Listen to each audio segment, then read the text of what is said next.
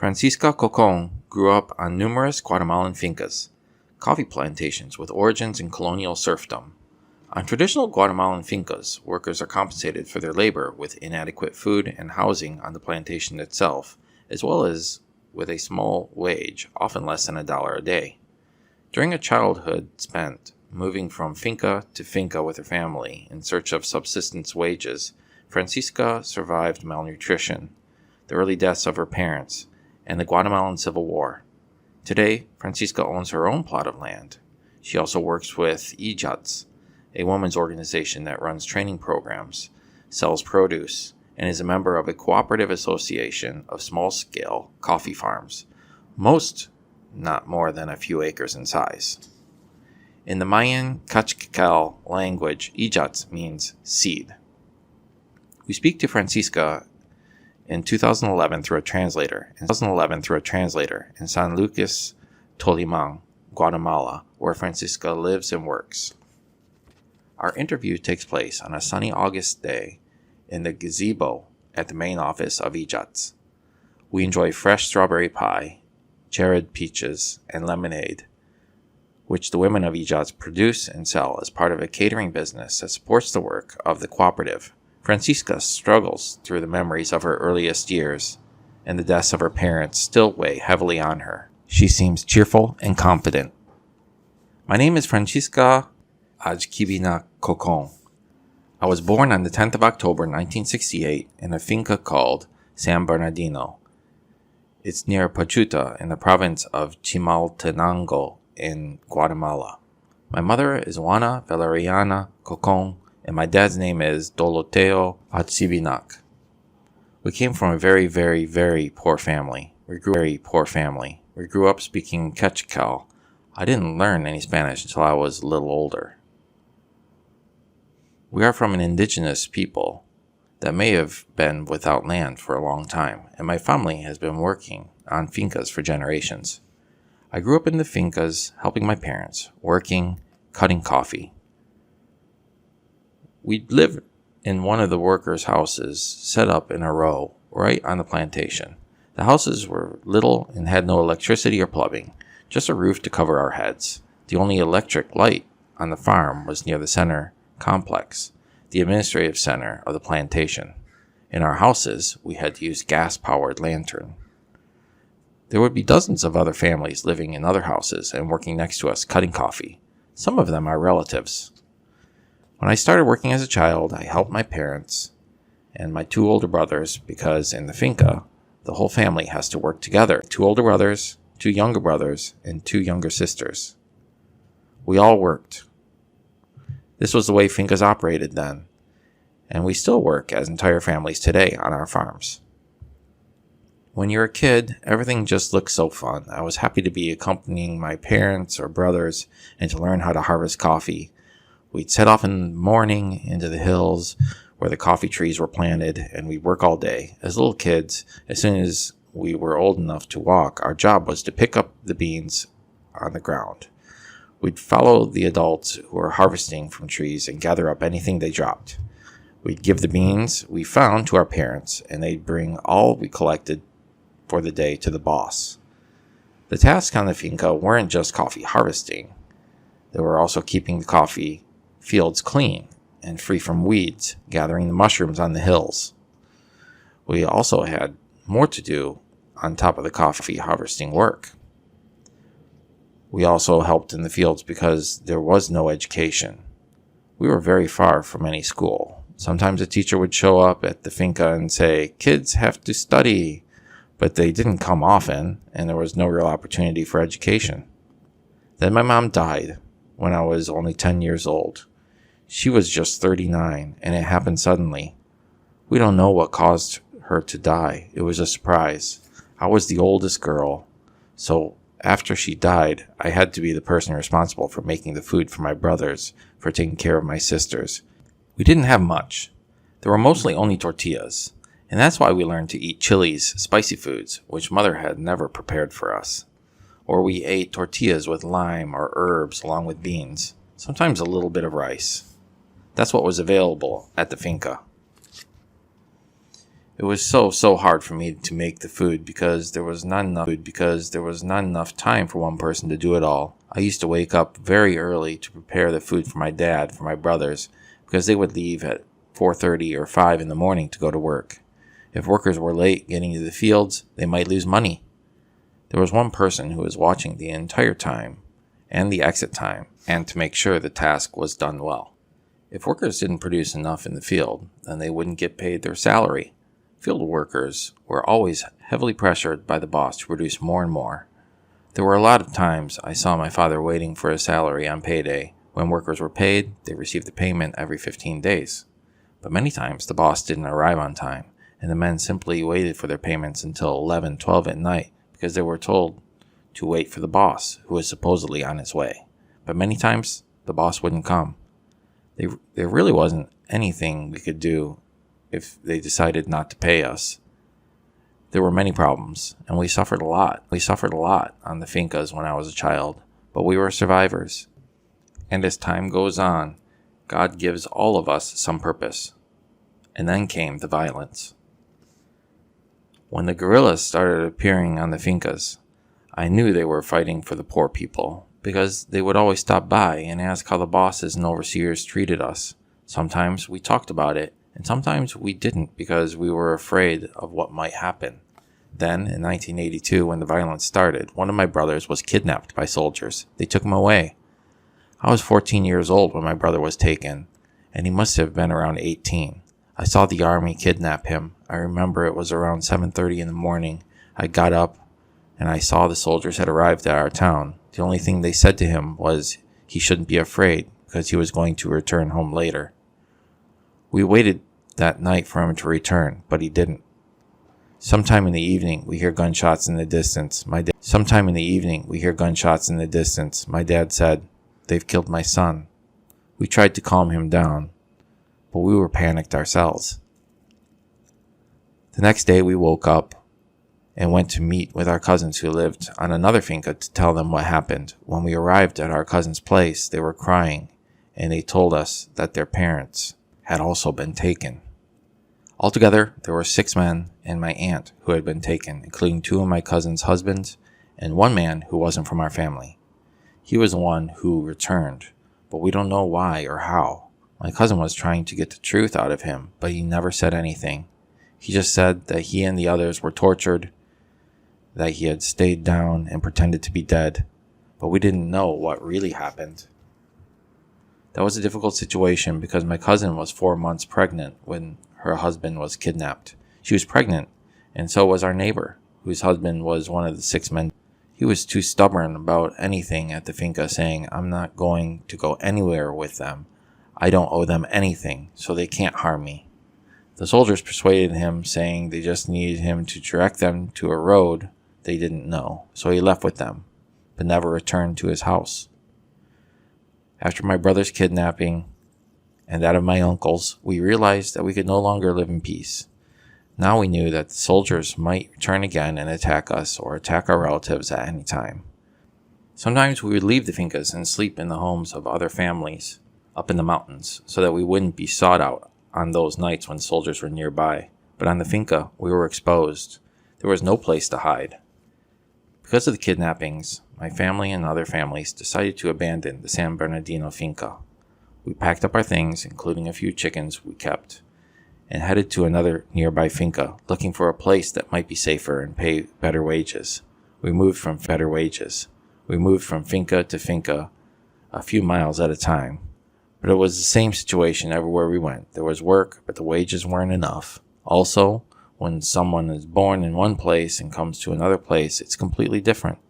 You don't know the people. I was very, very sad. We were asking ourselves, why? Why did all of this happen to us? Eventually, we arrived at a finca called Costa Rica, also near Pochuta, and not far from San Bernardino. It was even worse. There was work, but my brother said they paid 3.2 quetzales per day. It still wasn't enough to live on, but we tried. And then when I was 16, my dad started to get seriously ill. He always had bad health, problems with arthritis and swelling. Sometimes when he worked, he felt pain, and he would be hospitalized. So I knew he was a bit sick, but he always worked. Always worked. He was always feeling very ill when we got to the Costa Rica finca. I think that what affected him most was the sadness he felt over my oldest brother. He was always remembering my brother, and I saw that his health got worse and worse. He died sometime in 1984. He was around 45 or 50. I don't know. He wasn't that old, but the sickness took its toll on him. My father's death was that much harder for me to take because my remaining older brother already had his own family by then. The workload was very hard for him because he was the oldest, and he was responsible for so many of us. He couldn't also support his 5 younger siblings. And then one day, he said that in the parish of St. Lucas, there was a house available through a priest he knew named Father Juan Cocon. He is the one in charge of the Project for Children, CFCA. We got to know him because he would always come to celebrate Mass with us, and he always valued the farm workers. He recognized the suffering in the fincas, so my brother talked to him about helping us find better opportunities. Father Juan told him that he would talk to the parish about having our family move to San Lucas, and thank God he was able to arrange it so that my sisters and I could move there. The letter from Father Juan said, "Yes, you can come here and we can help take care of you." So I moved to the mission with my 2 younger sisters while my younger brothers stayed and worked. All of this happened when I was 16, just after the death of my father. I was still so young, but I had already spent 10 years working, and I was exhausted. I was ready for someone else to take care of me. At first, the adjustment to life in the mission was difficult because there was already another family in the house that we moved into. There were a lot of problems, just fights over space, and why did we move here? For me, it was a sad change to leave what I knew, and I was so weak, malnourished, that the move was very draining. Not long after I arrived, I met a woman named Juanita, who worked in the mission's free clinic. She had a little boy, and she asked me, "Do you want to look after my son sometimes?" I said I did. It was an opportunity to have a little more food for myself, so I said, "I'll take care of the boy." Apart from my job, the mission also helped us with living expenses. They gave us 12 quetzales a day, enough to buy a little food and a little medicine. It was a big help for us. I had my 2 sisters, so the 3 of us were together and could help each other, give each other support. But one of my sisters had a lot of health problems. Sometimes I was filled with despair because life seemed so hard, and I wanted to look after the boy. I wanted to stay in the parish. I started to feel more confidence, and I began to trust people who are working there. Now I can approach people, but before growing up, I was always very afraid because I could not speak much Spanish, and I was too bashful. My mother could speak well in Spanish, and she learned mostly from listening to the radio, but none of the rest of us had ever picked up very much. Just communicating in San Lucas was a big challenge at first. Father Gregorio, the head of the church in San Lucas, told me, "If you want to learn to read and write, you can start to study from 1st grade to 6th grade if you're interested." I told him, "Yes, Father, I want to read." But it was very hard for me because it was difficult to be studying with children. I felt bad to be on the same level as 7-year-olds. They were all kids and I was an adult. But they never said anything. In fact, they gave me confidence, and so I was able to be cheerful. I felt like I was important because I was so tall and they were so small. Sometimes I would play basketball with them during breaks. I was there for the 5 years it took me to finish all 6 grades. I finished 6th grade in 1989 when I was around 21. Over the next few years, I learned a lot in the parish. How to cook, how to clean the house. It was a huge change for me, and I felt valued. I felt animated with everything that I was learning and the relationships I had with people. This was healthy for me to have friendships with people. Then in 1992, I had an opportunity to travel to Minnesota. I knew a friend, Anna, who was like a role model for me. I met Anna around the mission. She is from San Lucas, but she lives right now with her family in the States. I visited for 8 months with her in 1992. It was like a dream, and Anna's family spoke Quechua. They fixed the papers for me to travel, and so it was a little easier for me to obtain the visa. During one of our little trips we'd take in July or August, we went camping on the Canadian border for a week. That was a great experience. The trip, there was a storm with rain and wind, and the lake near our campsite became very dangerous and choppy. But we went out on the lake anyway, and I was a little afraid that the canoe would tip over, but we were okay. I had a lot of other great experiences in the States too. When I returned to the parish after 8 months, I came back to continue studying some more, and I was able to finish middle school in 1993. And then I met a man named Adolfo, and I fell in love. In 1994, Adolfo and I got married in San Lucas. I was 26 years old.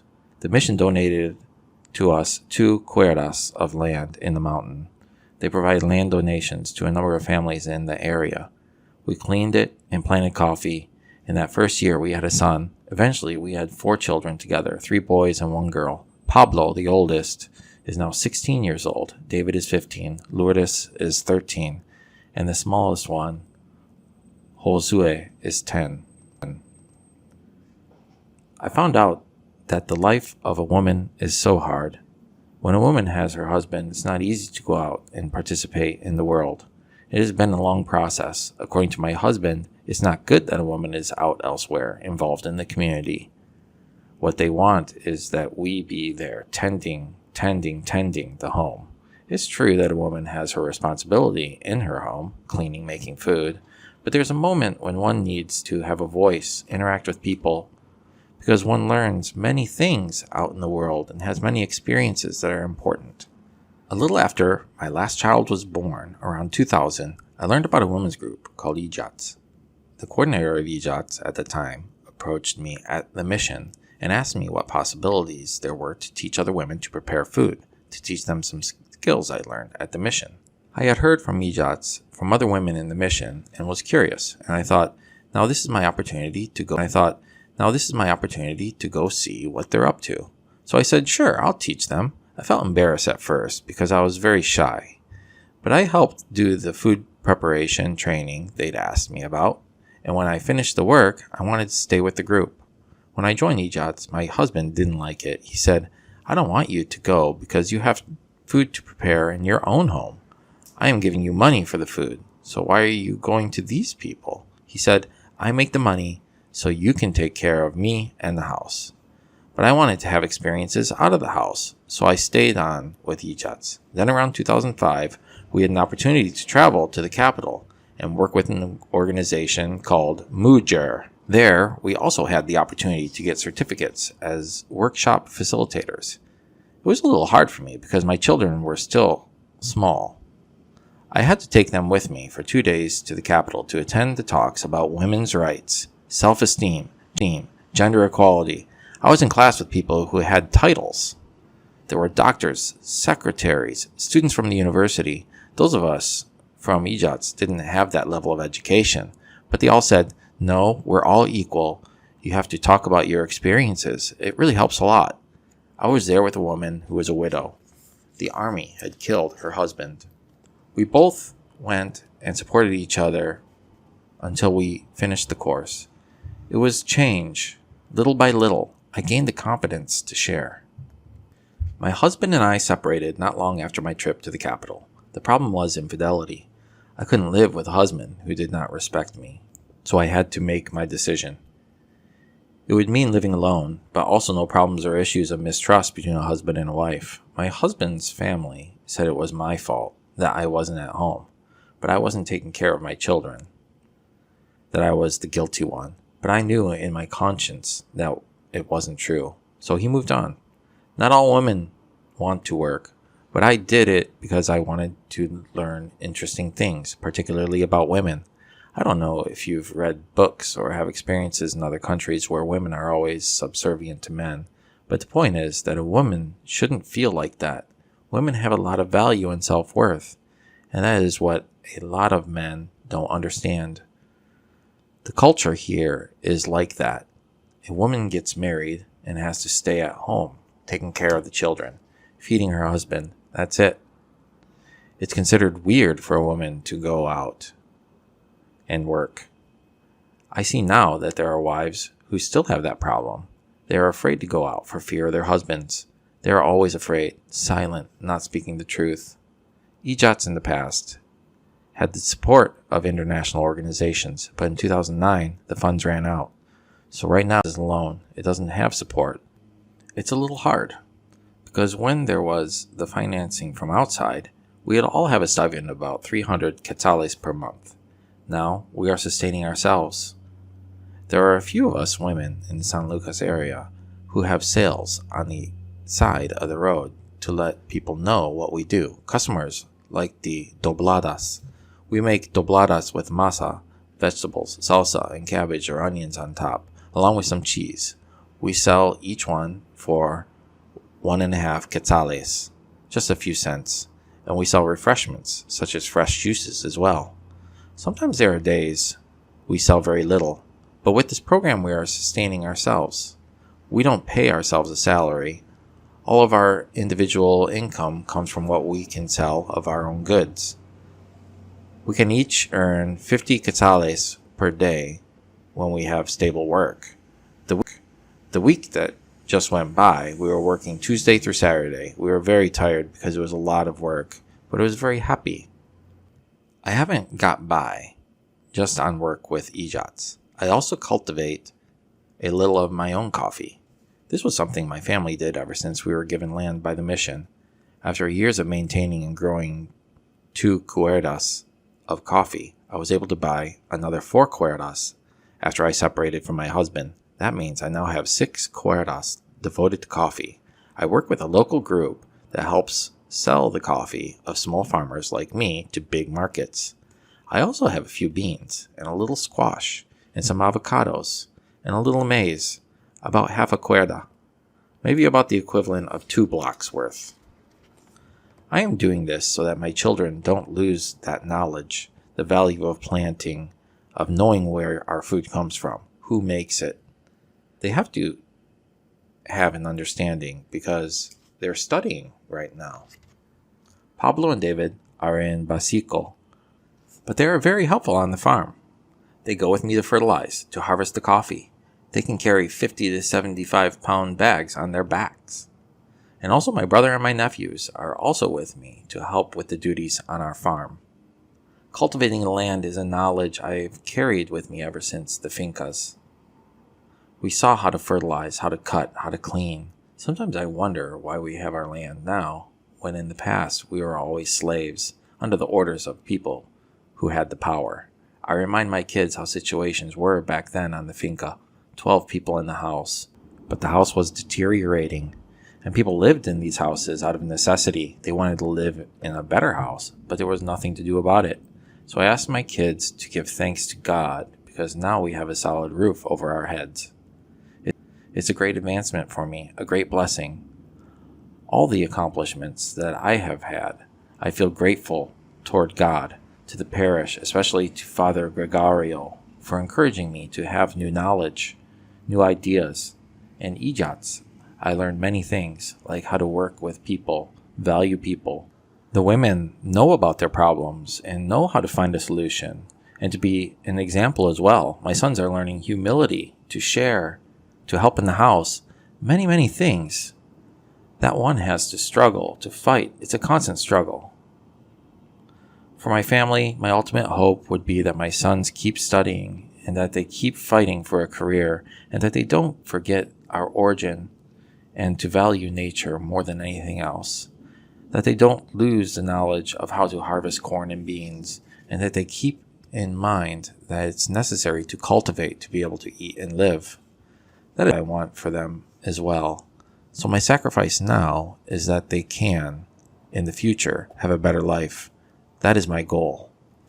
For the group of women here, I hope that they realize they have to fight in order to succeed. And they have to keep in mind that work is important in order to have an income. Because if you don't work, you won't have anything. They have to widen their minds, see the reality that we're living in. All of the workshops that we're having here are to improve the conditions for our families. Our dream in EJOTs is to have a little restaurant, to be able to serve people. We recently had the opportunity to have a group of Canadians here who are doing volunteer work nearby. They came here for 3 nights and we served them their meals.